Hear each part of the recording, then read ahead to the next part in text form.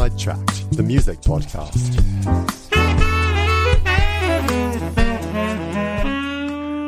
Hi, and welcome to the Sidetrack Music Podcast. I am Jules Zanari Collard, and with me on the panel, we have Zephyr Charles Moss. Hello, Zephyr. Hi, Jules. How are you? All right. I'm good, thanks. And we also have Zach Taylor-Schindler. How are you, Zach? Hello. I'm good, thank you. All right. Great. You heard Zach's silky smooth voice on the intro, as well as a silky smooth saxophone skills. Oh, yeah, we should say. So Zach is a saxophone and keyboard player. I mean, music extravaganza of a musician. Oh, why, thank That you. was not English, Yeah. but there we go. Music extraordinaire. Exactly, that's what I was looking for. And Yeah. Zephyr here is a drummer, as well as part-time bass and guitar player. And I play keys, and that's about it. So there we go.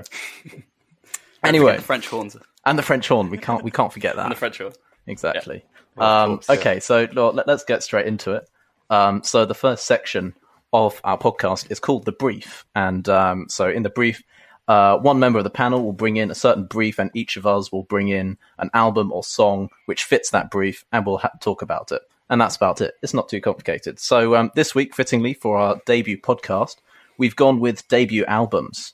So each one of us has brought in a debut album. And so I'll go to you, Zephyr, first. What album have you brought in? So I've brought the first. It's kind of an album. It's the EP from Wolfpack, the first EP that they released in 2011. It's called Mitpeck. And it's got, what is it? It's like 6 or 7 songs, I think. It's got 6 songs. Yeah, they're all pretty great. Cool fact about these songs, which I'm excited to say, is that every single one of them, except for It Gets Funkier, is a name of a movie that came out in 2011. It's crazy. Ooh. Oh, no, that is cool. Yeah. Cars Cool. 2, I particularly like, because it's Cars and TOO, which is great. So, Okay. yeah, and my favourite song probably from this album is It Gets Funkier, because this is like they do this in multiple albums. It Gets Funkier is like a thing that they've Yeah. I think they've done 4 so far. 4 is my favourite, but the first one is it's great. So I think we'll do a little show of that now. Sure, yeah. Here's a clip of Yeah. It Gets Funkier.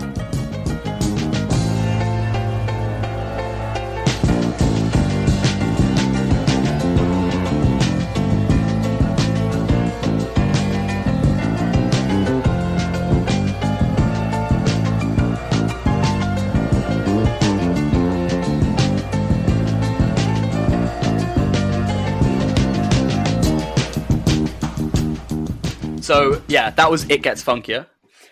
So this first like EP, it's in the style of Wolfpack. It very much sets up the style of Wolfpack, but it's kind of slower. It's a bit more chill, which I kind of like actually. Like the rest of them, It Gets Funkier 4 is fast. That's fast funk. This is kind of more old style funk, but with their tight drums. They're very compressed sounding drums, and they're insanely great sounding bass player. Joe Dart on the bass. Oof. Yeah. If you listen to Joe his Dart bass is lines, amazing.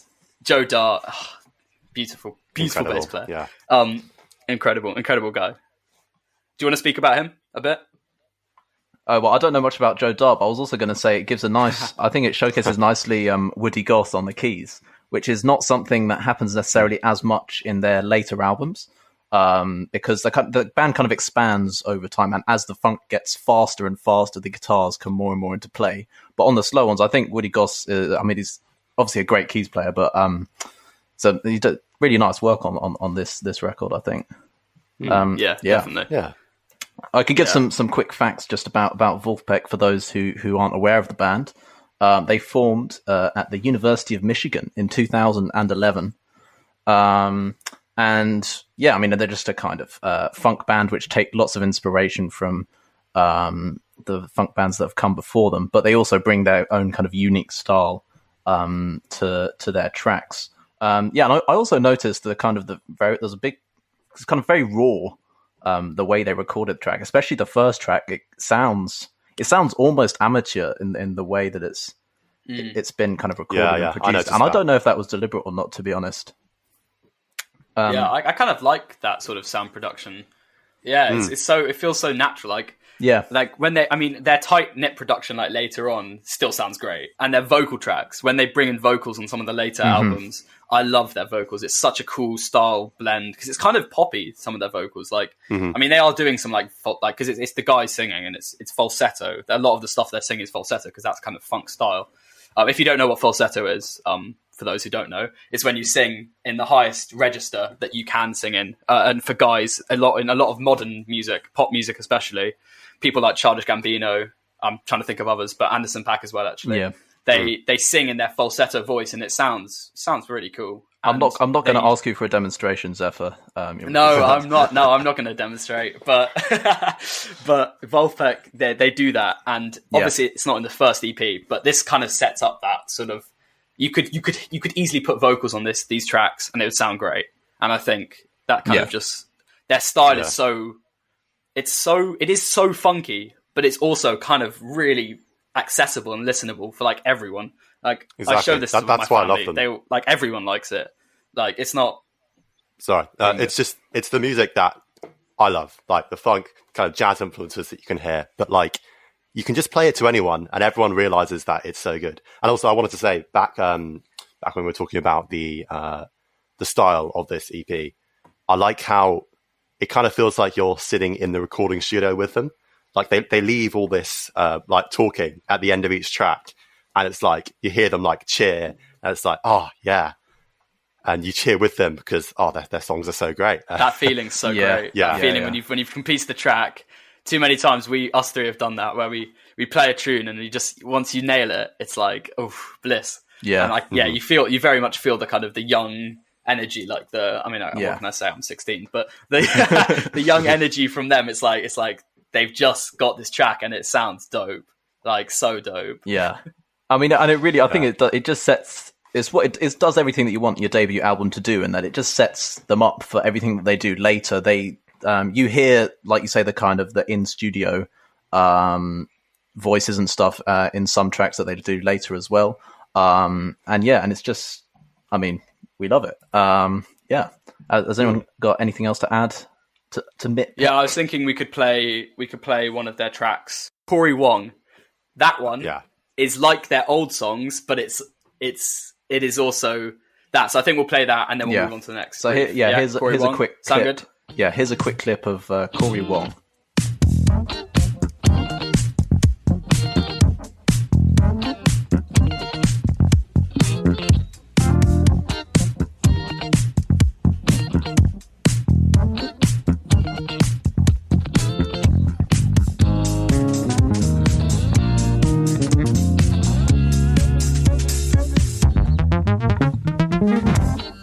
Right, so that was Corey Wong by Wolfpack. And Corey Wong is like his own guitarist. He does lots of his own stuff, and he's got a great band. So if you haven't heard any of his stuff, he does a lot of instrumental funk like Wolfpack. I've heard he's actually also doing a world tour, so he will be coming to England. I think in November I saw. So look out for that. Yeah. Okay. I have to book some tickets. Yeah. I mean, Wolfpack and Corey Wong and all the stuff that they do is just pure head bopping potential. I think that's the category I put it into. My ultimate neck extension is achieved. Anyway, so moving smoothly on, Zach, what have you brought to the brief today? Well, I have brought Anderson .Paak's his debut album, Venice. And I'd like to talk a bit about that because I just think it just sets up all of his style, his brilliant grooves, his great harmony, and just everything we all love about Anderson .Paak. And I wanted to do this because I feel like a lot of people are discovering him recently because of his recent hit with Bruno Mars. If people didn't know him before, they definitely know him now. And so I wanted to dive into his history a bit, which is really interesting, actually. Found out some crazy stuff, which I'll say now, actually. So he worked on a weed farm in Santa Barbara for a bit, and then got fired and was homeless for God knows how long. What kind of fired? Sorry. No, don't worry. We joke. No. Anyway. Yeah. No, he was actually homeless. We joke here. We joke for a while. We joke. God. Yeah. Well, Anderson .Paak, if you're listening, we're joking. Don't worry. Yeah. So he was homeless for a while, then was taken in, and like full rags to riches story. Like, I mean, just it's really inspirational, actually. The success he's had coming from that. Yeah. Yeah, so I'd like to play a couple tracks. The first one being The City. I live around here. Let me show you how to walk it, stop the traffic. Say, them too late to get you right for action, but good brain. They get you all the answers. They get you all the cash and fashion. Just pat your lashes and tell me where you wanna go. But I don't really think that it can get much better. The city I love, city I love, city I love.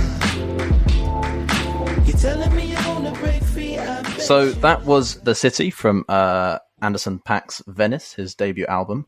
And I thought I'd just give a bit of context to the album. So as Zach said, in 2011, he was jobless and homeless, and actually a dad as well. So pretty tough time. But he kind of worked his way up through kind of making his music, worked on a bunch of collaboration projects, and eventually, and then he made this album Venice. But a year later, he played a huge part in Dr. Dre's Compton, which was his real kind of breakthrough as a musician. And then that's led to the really successful albums of Malibu, Oxnard, and Ventura more recently. Anyway, but so back to Venice. Zach, you wanted to do some deep analysis. Yeah, I wanted to go a bit into the harmony, a bit into the groove. Oh, yes. I'm a bit of a music nerd, for those of you who don't know me. Yeah, so you music nerds out there, you got some representation in the podcast, so great. So, the groove. Now, Zephyr, the drummer, might want to pitch in here a bit. But it's so solid because you got Anderson .Paak and he's drumming, but he's also singing, which is why he's so locked in with what he's saying, because he's doing all the important groove bits. And this is why I love this music, because you got first off, you got the clapping, which is slightly swung quavers, which just gives a little lilting feeling to it, like dun dun dun dun dun dun. And then you got the kick drum, which is sounding on every beat, but like it's got some extra ones before it. You'd have to listen back to it for this to make some sense in the context. But I'm going to actually go to the piano and go through some of the chords.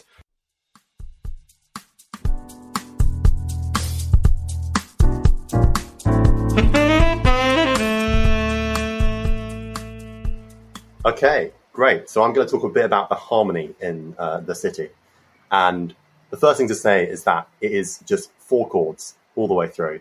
But these chords are so interesting that it really doesn't matter, because I can listen to them all day. And I'm going to dive into just what they are. So the first one is a type of A minor chord. So A minor, it's a very familiar sound to us. But what the pianist has done is he's taken down the E, that E, and he's made it a D, making it an A minor 11 chord. So you get this crunch between the C and the D. And he's also taken down the A to a G. So you get a crunch between the A and the G. You get a crunch between the C and the D. That's the first chord. And yeah, it's very crunchy and it's very dense, but it works in this setting because of something he's using called sidechain compression. And sidechain compression, if you don't know, is when you lower the volume of one track to let another track shine. For example, in the kick drum, it's often used in the kick drum, where when the kick drum sounds in this tune, the volume of the synth playing the chords will go down, so that the listener will hear the kick drum more than anything else. And what this does is it creates this pulsating sound, which you hear in The City, where it's like the kick drum will go boom, boom, boom, and the chords will go boom, vroom, boom, vroom, boom, vroom, in between the kick. And what it does is it locks everything down into the bass drum, and it locks everything into the beat. And because the chords are so dense, it gives this kind of big crunch and like push, and gives the piece a real energy. And if you're interested, the next chords are, I'm not going to go into crazy detail with all the other ones, but A minor 11, F6, D minor 7, and then kind of E7 chord. Quite crunchy, but That's pretty jazzy. oh yeah, It is. All right. that's why we're here. I like it. It's nice. Well, thank you, Zach, for the theory corner. You're welcome. Yeah, okay, so that's just, some in-depth analysis on The City from Venice. But Zach, you want to talk about another track as well from the album? Yes, I would like to talk about I Miss That Whip from Venice, which is a completely different vibe on this track, on this album. But I think it also just showcases like Anderson .Paak's beautiful voice. He has a great time feel, but just his tone, and it's very different. So I'd like to play that right now, actually. Real quick, it's too late to make amends. We can never be friends. I'll miss a warm bed. I miss that whip. Damn, that whip. I miss that whip. That whip, that whip, that whip. That whip, that whip. I miss that whip. Look, she used to school me from. So that was I Miss That Whip from the same album, Venice, Anderson .Paak. I just thought actually that track there's a theme kind of throughout the album. It's very kind of beach and tropical summer vibes. I mean, you can see it on the album cover, but it kind of reflects. And I don't know exactly what his childhood was like, but I know that he grew up in California. So I guess it's kind of what you want in a debut album, and how it, reflects his roots and his childhood. Anyway, Zach, what else have you got for us? No, I love it when albums have cohesiveness like that, and it's like a common theme. And actually, with the beach thing, there's a track. I think it's like something under 30 seconds. The first track, which is just waves. It's just the sound of waves. Yeah, and he uses that as a sample in a couple of them. And yeah, it's just really cool. I like it when that happens in albums. Anyway, I Miss That Whip. So the first thing that you notice about this is it's very slow, but it's not really a ballad. I've actually looked it up for those of you who are interested, and it's 94 beats per minute. So it's got this really solid, laid-back time feel, and there's so much space just to hear Anderson .Paak's like raspy voice, but like not raspy in a bad way, obviously. It's like how did you describe it, Zephyr? Like grainy. So yeah, I saw a vocal coach talking about how he kind of controls his voice. So he can actually sing these really smooth legato lines, and I don't know if he does it in this song because we didn't get to play the whole thing, but we heard that it was there's moments of this raspiness where he's pushing his voice to sound like he's straining, because when you get to the higher notes for guys' voices especially, it goes very raspy, and he does that, but in the notes in a quiet way, because usually it's when you're singing loud and you're really having to push, so that's why it's going to that tone. Yeah. But he does that naturally. He controls that. He's a very talented singer. He's got lots of control. It's not at all a mistake that it sounds like that. It is completely purposeful, and it's great. Yeah, exactly. So about his, I was going to say something about the guitar.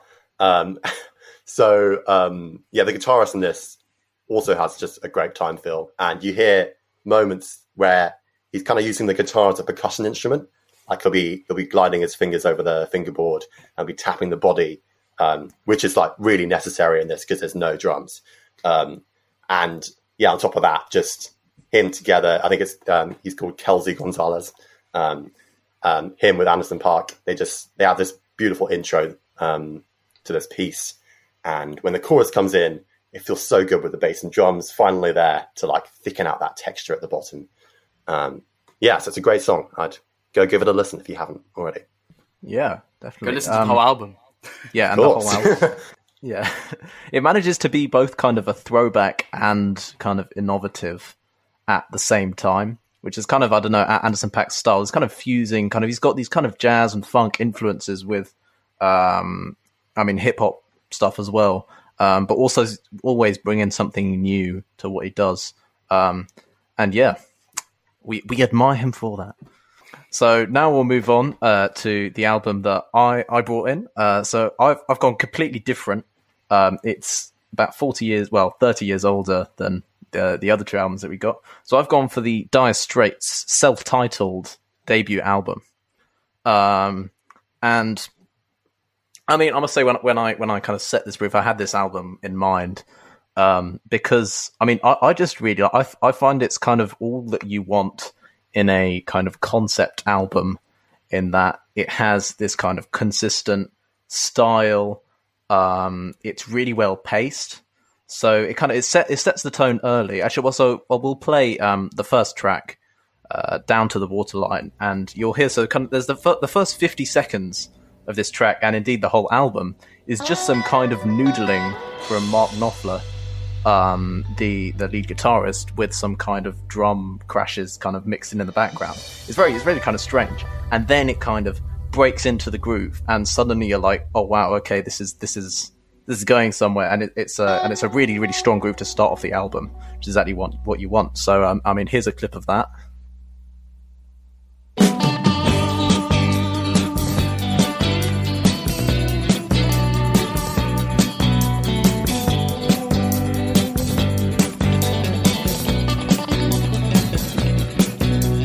Sweet surrender on the quayside. You remember we used to run and hide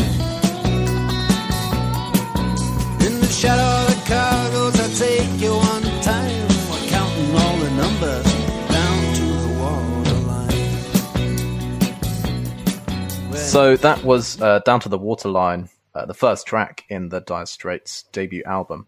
And I mean, it just really sets the tone for not only the whole album, but kind of just what they're trying to do. So I found that kind of the whole tone when you're listening to the album that you notice is it's just kind of quality musicianship. There's no frills.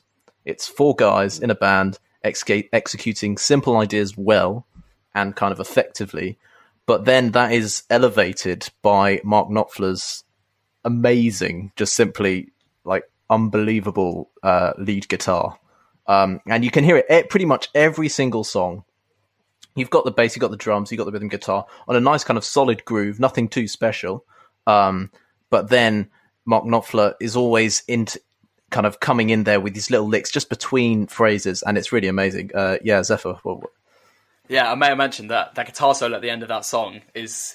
I was not expecting it when I was listening to it, because I haven't really listened to this album, but I listened to it, of course, for this, and it was great, and I was surprised by because the song is great. The beginning bit, it's quite a solid song, and then the guitar solo just kind of hits you at the end. It's like, that's great, that's lovely, that's some really good guitar playing. Not that I can play guitar very well, but I can appreciate a great guitar solo. Yeah.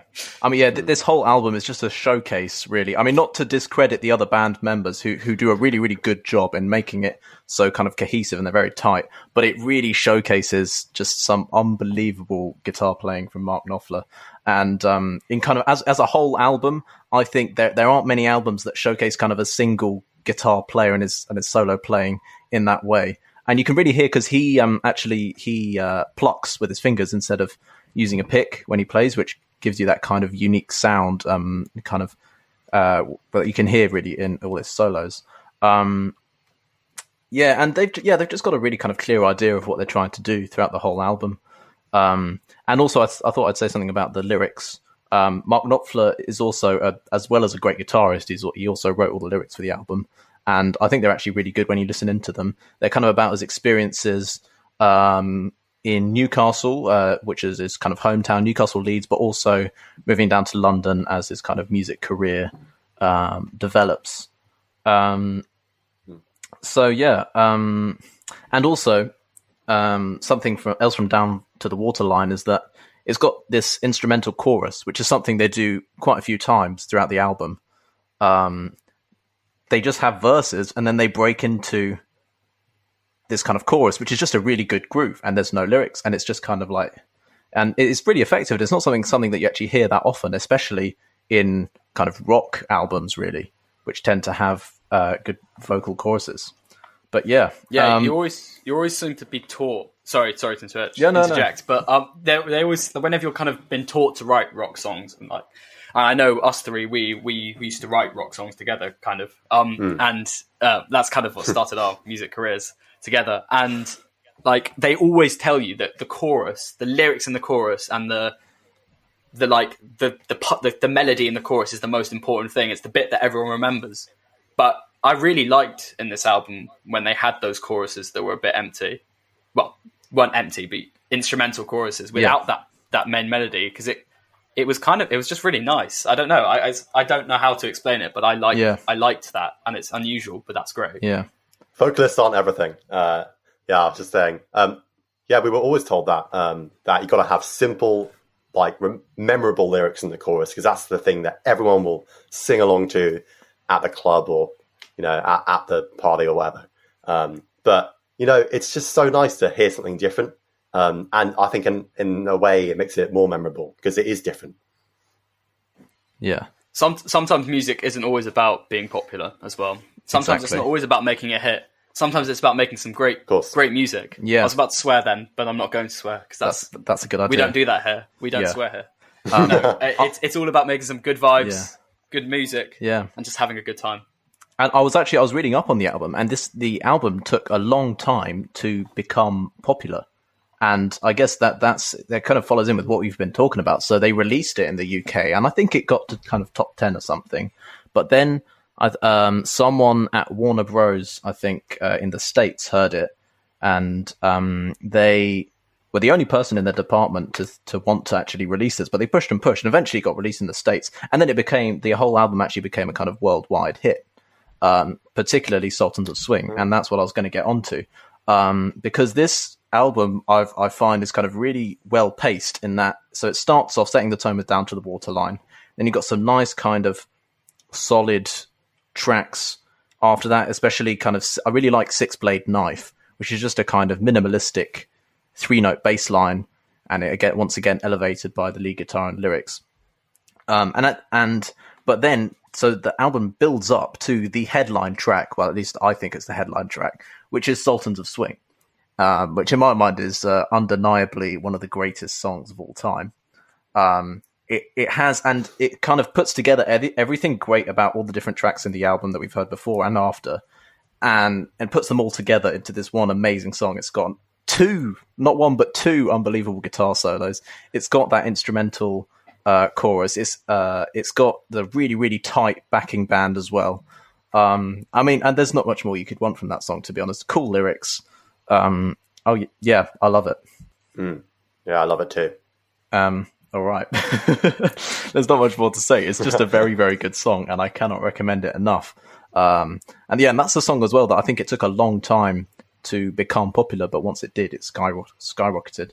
But I also thought, like, talking about the album as a whole, kind of the two debut albums that we've talked about before, so the Wolfpack and Anderson .Paak, they've been kind of springboards to those artists' kind of success later, kind of setting the tone early, and kind of the artists would maintain a relatively similar style, but just kind of developing from that. I think Dire Straits, after this album, they actually go very different. I mean, for starters, as a band, it changes a lot. They I think towards the end, they have a completely different lineup, pretty much, except for Mark Knopfler, because he fell out, because it's actually his brother who plays rhythm guitar on this album, and they fell out pretty soon afterwards. I don't know, sibling feuds. There you go.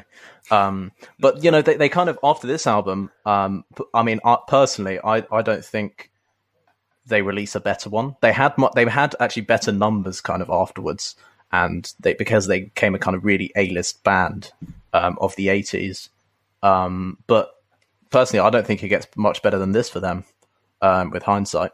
But then again, I wasn't even alive when it was released, so who am I to know?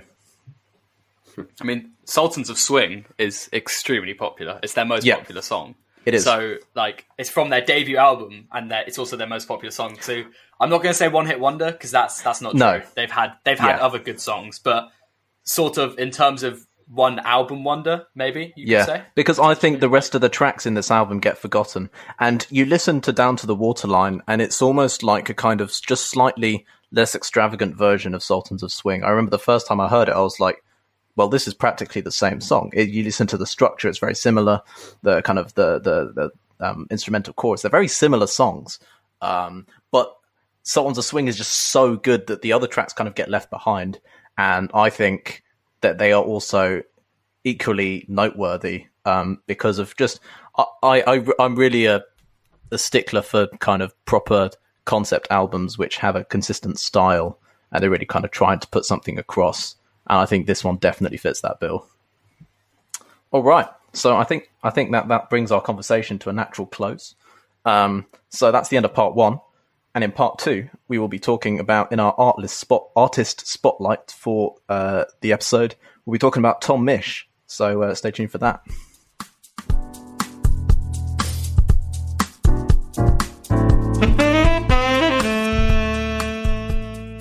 Okay, welcome to part 2 of the Sidetrack Music podcast. And now it is the artist spotlight. And as promised, we're talking about Tom Misch. So just a brief history of the man. So he was born in South London. He started releasing records that he made himself on SoundCloud in 2012, which eventually led to him releasing Beat Tape 1 and then Beat Tape 2, and then various EPs, and with collaborating with artists such as Jordan Rakei. Is it Rakei or Rakai? I never know. Rakai, I think. Jordan Rakai, Carmody, and Loyal Kana, among others. He has some very strong hip-hop, disco, and jazz influences. But then in 2018, he released his first full-length album titled Geography, which hit the top 10 in the album charts in the UK and also featured a collaboration with hip-hop legend De La Soul. And then in 2020, he released What Kind of Music alongside Yusuf Days, who's an experimental jazz drummer, which was a completely different style from Geography, but equally intriguing and interesting. And not, I don't think it was quite as successful, but nevertheless, he's on the up. And so, Zephyr, I hand to you. So you've got some songs to talk to us about. Yeah, I've got some songs. So the first sort of, I guess it's an EP, not an album, because he mostly released EPs. But the first one I want to talk about is Reverie, which is from 2016. And there's 4 songs on it. There's Crazy Dream, Follow, I Wish, and Watch Me Dance. They're all great, actually. I mean, Follow, I don't know so well, but Crazy Dream with Loyal Kana is great. I mean, a common theme through Tom Misch's music is a switch up. He always does switch ups.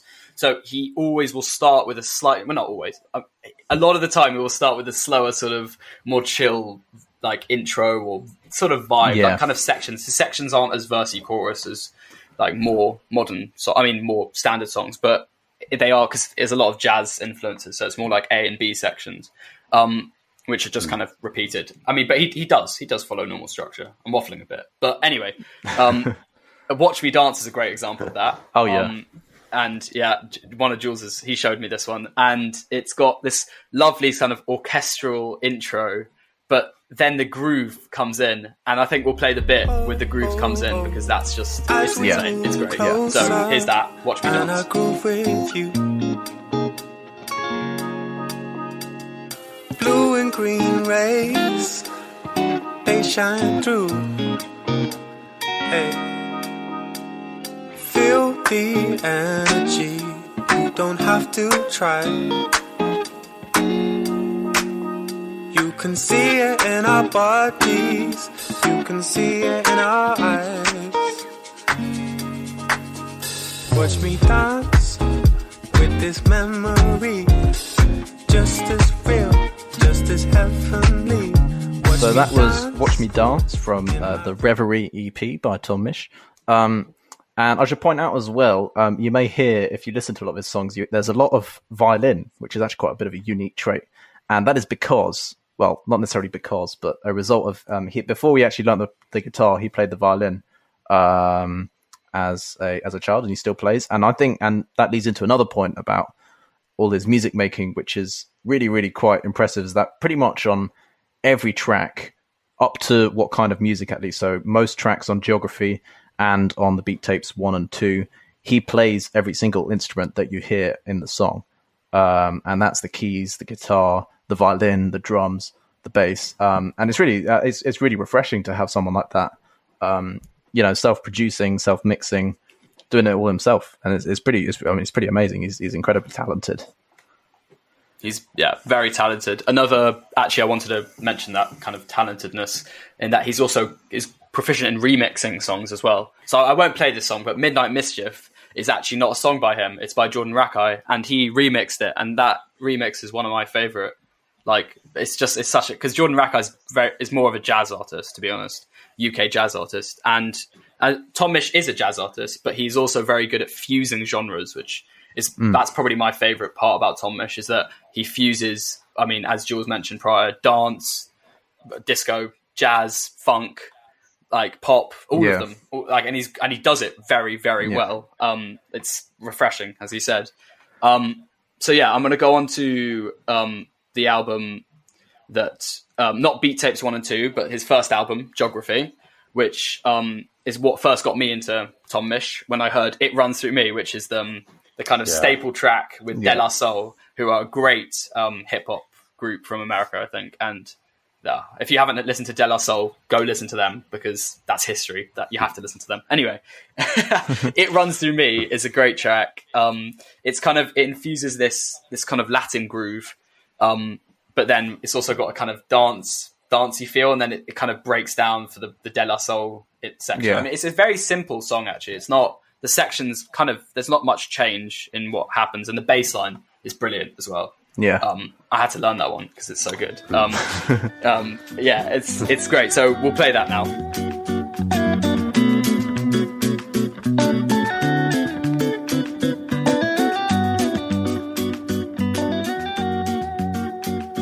I love the way it flows. I love the way it grows. There's something in this sound that takes me far. It's like a special song, can move my mood along. What I cannot say, you'll hear through my guitar.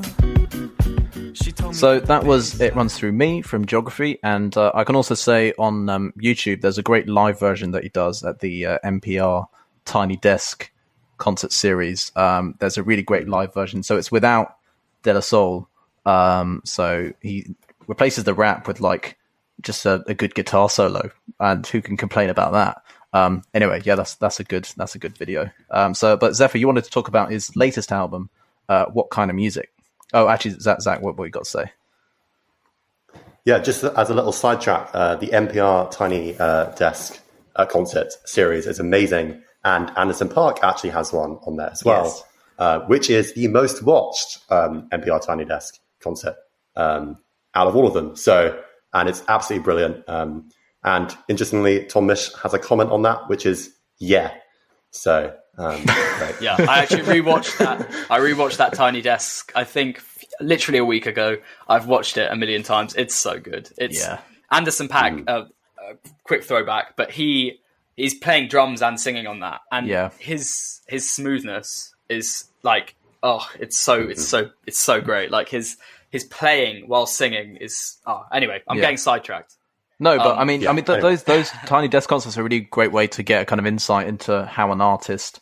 Just the basic themes of a certain artist. If you don't really know what, instead of kind of going through Spotify, Apple Music, or whatever, and trying to find the most popular songs, just go, if they've got a Tiny Desk concert, they tend to showcase their best stuff there, and it's a good way to gain a window. Also the team at Tiny Desk team at NPR, I guess, are great. The mixing they do, if you're into like production and stuff like that, listen to the mixing they do, because it's very raw and it's very like, it really highlights the artist. Not, as Jules said, it doesn't leave anything to hide. They can't hide behind fancy production tricks. It's literally just the artist raw. So if it's bad, it says a lot. But they usually aren't. In fact, pretty much all. In fact, every single one I've watched has been great. So yeah, definitely go and look. Yeah, you don't get the opportunity to do an NPR Tiny Desk concert if you're bad. There's no such thing as a bad musician. Only That- anyway, Obviously not. let's get back to Tom Misch. we digress. So Zephyr, you wanted to talk about what kind of music? Yeah, so that's his most recent album, which came out last year, actually. And Yeah. I love it because I'm a drummer, so of course I love it. Because Yusuf Days, who's an insane drummer from I think London, actually, he plays on all the tracks and does his playing is great. I mean, I keep saying the word beautiful, but I mean, I don't know what else to say. It's it's very it's quite fast, so that's something that, like, he does a lot of ghost notes, and a ghost note is like a very quiet note that you play that is kind of to fill the space in a drum pattern. So there's the main groove, which everyone is kind of dancing to, but ghost notes are kind of what make it kind of interesting. And it's like a fill. If you also don't know what that is just something to kind of bridge transition, which drummers use, and in fact all musicians use. They can be fills or licks, I guess you could call them. And yeah, it's great. Yeah. And he does his fills are amazing on this on this album. And it wasn't as popular, this album, but I mean, it's never really a crowd. It's not quite as much of a crowd pleasing sound, I guess. Yeah, it's a bit avant-garde. Yeah, maybe not massively avant-garde, but too much for the average listener. It's a bit too not complex, because that implies that people don't understand. But I don't think that's true. I think it's just not as digestible. But subtle. Zach wants to, it's subtle. Yeah. Yeah, I was going to say, I think that's because the vibes are slightly more low key in this one. It's definitely less like something you'd go to a concert and listen to, and more like while you're trying to relax or something. And also jazz, it's slightly more towards the jazz genre side, and it's always been, unfortunately, less popular than the more poppy disco stuff that Tom Misch has done in the past. But I just think it's really cool that he'd had so much success with a kind of pretty similar kind of jazz, disco, funk style, and he was not afraid to kind of go and experiment with this complete different style with Yusuf Days, who I'm sure had a huge kind of influence in that. And yeah, I'm no drummer, but that is some seriously good drumming on the whole album. Yeah, Zephyr, do you have a particular track you wanted the listeners to hear? Yeah, I think we could listen to Lift Off. That's a particular favourite of mine. I think that's also got I'm not sure if it's the bassist or the guitarist, but Rocco Palladino. I think it's the bass player. It's the bass player, isn't it? Yeah, he features on that, and it's cool. This is probably my favourite track. So yeah, we'll play that now.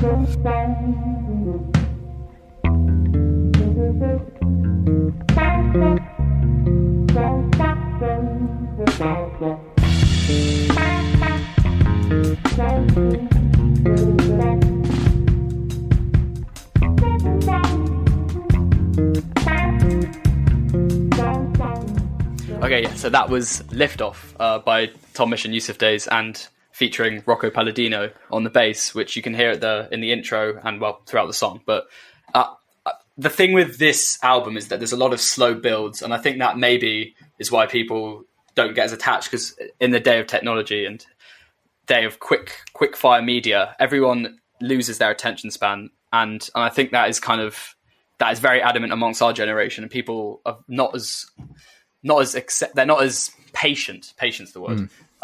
Don't give it time, but that's okay. I think that's just how it is, and music like this will slip under because of the patience dipping. But if nowadays, if we can maybe as a final point note from me, before I pass on to Zach, is that if we can maybe all give things a chance before we cast it off as boring or uninteresting, that would make musicians really shine. Some musicians, because people like slow builds. It's fun when you're playing it.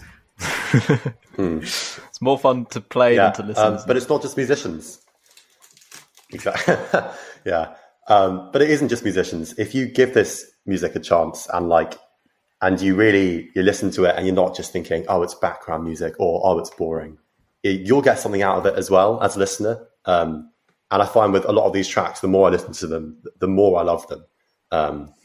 And it's something really magical when you find something where you're like, oh, at first I thought this was boring, but actually, whoa, there's so much depth to this. And like, it just makes you want to listen to more and more of this stuff. Yeah, it's really cool. So go and listen to this entire album. Yeah. I mean, yeah, What Kind of Music was definitely an album that I had to listen to multiple times before I fully kind of appreciated kind of how good it was. At first, I was kind of like, it was kind of very surprising because I was used to geography and I was like, okay, so when does the funk start? But then once I got over that, yeah, you really kind of get into how good and creative it actually is. Right, so that's probably a wrap for the first Sidetrack Music podcast. We've talked about Wolfpack with Mitpeck. We've talked about Anderson .Paak with Venice. Talked about Dire Straits with their own Dire Straits debut album. And then we've talked about Tom Misch in our artist spotlight for the week. Yeah, so please do get in touch. There's our email in the show description with any brief ideas, artist spotlight suggestions, or just any thoughts on the show. Please do give a rating or a review if you can. And we'll be back next week. So thank you for listening. Hope you enjoyed, guys. Yeah, thank you. Sidetracked, the music podcast.